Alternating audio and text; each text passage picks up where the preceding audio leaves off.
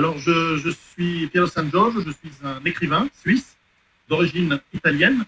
Et avant d'être écrivain, j'ai travaillé pendant plus de 20 ans dans les logiciels, dans le high-tech, surtout pour des sociétés américaines. J'ai aussi eu mes sociétés à moi et que j'ai vendues. Et depuis 2005, je me prépare à ce que je crois être l'effondrement économique de l'Occident, donc des États-Unis, d'Amérique du Nord et de l'Europe.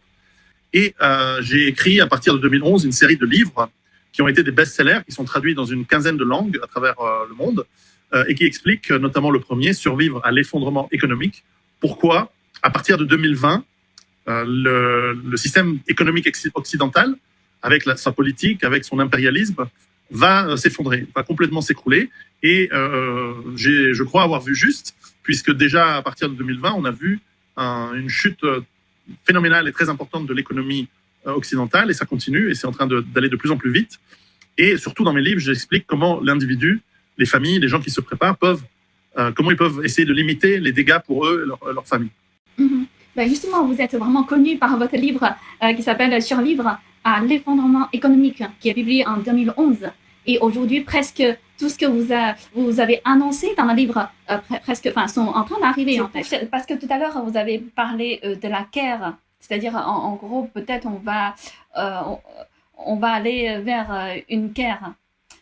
Est-ce que c'est aussi pour cette raison? Parce qu'au début, vous avez présenté, vous dites en 2005, vous avez quitté votre travail, c'est ça? Vous avez quitté votre travail pour vous préparer à cette crise grave. Oui. Et donc là, je vous parle depuis ma ferme où je suis en ce moment. Donc, j'habite dans une ferme dans les montagnes suisses où je suis dans le confort moderne, bien sûr, mais où je travaille à avoir ma propre production de nourriture, d'eau potable, bien sûr, et d'électricité aussi, de chauffage. Et en fait, je reviens à des technologies peut-être d'il y a 50 ans, plus anciennes, qui nous permettent de chauffer les maisons avec du bois que je coupe moi-même. Alors, c'est un peu de travail, bien sûr, mais ça me donne cette sécurité, cette assurance que moi et ma famille, en cas de crise ou d'aggravation de la crise qui commence déjà aujourd'hui, eh bien, on va pouvoir passer, en tout cas, une durée assez longue, s'il le faut, de temps difficiles. Mm-hmm. Et donc, après, nous sommes en Suisse, donc la Suisse a une culture de défense organisée au niveau de milices de pays. Et donc, nous avons aussi une capacité à nous défendre qui est assez élevée. Ce qui n'est pas toujours le cas en Occident. C'est par exemple en Angleterre où les armes sont de plus en plus interdites, même en Australie, par exemple, ou bientôt en Nouvelle-Zélande. Heureusement, ce n'est pas le cas aux États-Unis ou dans l'Europe de l'Est où les gens sont encore capables de se défendre. Mais voilà, c'est dans notre culture. Donc, on a aussi on a moins peur d'agression ou de guerre civile en Suisse. Mais en revanche, quand on regarde la France ou l'Angleterre, peut-être la Belgique aussi, certainement, moins l'Allemagne, mais enfin, on voit qu'il y a des problèmes extrêmement graves de risques de violence extrêmement étendus à l'intérieur des mêmes pays. Donc, vouloir aller en guerre, ça peut être une tentative illusoire, à mon avis, mais une tentative de souder la population dans un seul bloc contre un ennemi externe. On voit que le système médiatique, le système étatique essaie de nous dire, voilà, le danger est là et peut-être que bientôt, on devra organiser une guerre, etc. À mon avis, ce sera un échec et la population, voire même les armées occidentales, n'iront pas se battre contre la Chine ou contre la Russie, ou en tout cas, il y aura des mutineries ou des problèmes extrêmement, extrêmement graves qui affaibliront encore plus le peu qui reste de notre puissance, en fait, en Occident. Mm-hmm. Et j'aimerais aussi vous demander comment vous avez pris cette décision, parce que comme vous dites au début, vous étiez un cadre supérieur dans une entreprise haute technologie et vous avez un salaire vraiment confortable. C'est Oui. quoi? C'est 250 000 euros Oui, à l'époque, oui. Donc, c'est vraiment un très bon travail, bien payé. Et comment vous avez pris la décision? C'est quoi qui vous avait poussé? Vous dites, ah non, il faut que je m'arrête de cette vie comme ça, il faut que je me prépare. Vraiment, c'est urgent. Parce qu'un travail dans des entreprises qui, en plus, deviennent de plus en plus avec une gestion folle, là aussi, on le voit dans les entreprises, où on passe plus de temps à faire des formations pour nous expliquer... en fait, on ne sait pas très bien qu'est-ce qu'une femme, qu'est-ce qu'un homme ou qu'est-ce qu'un où on nous explique que ce n'est plus la performance et le résultat qui compte, mais c'est la couleur de la peau.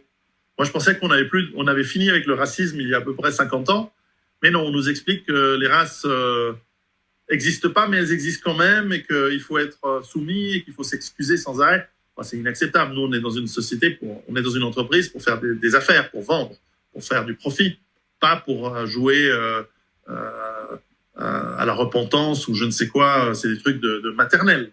Ça, c'est inacceptable. Donc déjà, j'ai vu cette tendance arriver là. Et puis ensuite, vous savez, gagner bien sa vie, mais se retrouver ensuite piégé dans une ville en émeute et en révolte, et peut-être mourir, bon, finalement, je préfère gagner considérablement moins, 10 fois moins, mais être dans un endroit où je suis au calme, où je suis avec très peu de stress, où je me retrouve avec mes amis et surtout avec ma famille, et où, bon, s'il devait arriver quelque chose de dangereux, on sait comment réagir et on sait comment être prêt. Mhm. Donc, depuis 15 ans, qu'est-ce que vous avez préparé réellement?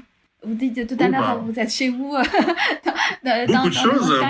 Tout d'abord, tout ce qui est production alimentaire, les potagers, les systèmes, les arbres pour les fruits, les enclos, etc., pour les animaux.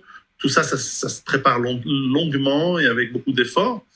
Mais ce n'est pas un travail à plein temps. C'est quelque chose qui me prend quelques heures par jour. Évidemment, tout le système de production d'électricité, par exemple, ou de chauffage à bois, ça demande évidemment une transformation de la maison qu'on fait petit à petit. Et puis, pour tout le reste, le réseau, tisser les amitiés avec les voisins, en symbiose, en partenariat finalement avec tous les gens dans la vallée, où chacun fournit un petit quelque chose pour des travaux communs, pour des fêtes, pour échanger aussi des services. Je vois, quelqu'un me prête son camion pour aller chercher de la terre.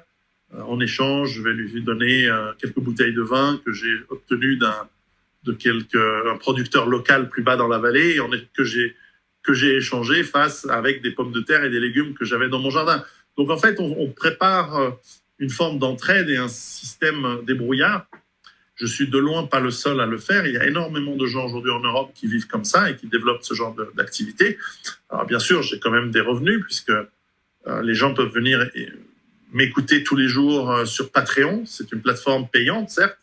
Et aujourd'hui, pour 5 € par mois, vous pouvez aller sur mon site, pierrot.com, suivre des formations. Vous pouvez me rejoindre aussi sur Patreon où j'explique comment, par des milliers de vidéos, j'ai plus de 1000 vidéos qui sont présentes, où je donne à la fois des commentaires sur l'actualité, mais aussi, et ça c'est peut-être plus important, des guides sur des outils, sur du matériel, sur des moyens de se préparer. Et donc j'encourage vos téléspectateurs à aller donner un coup d'œil.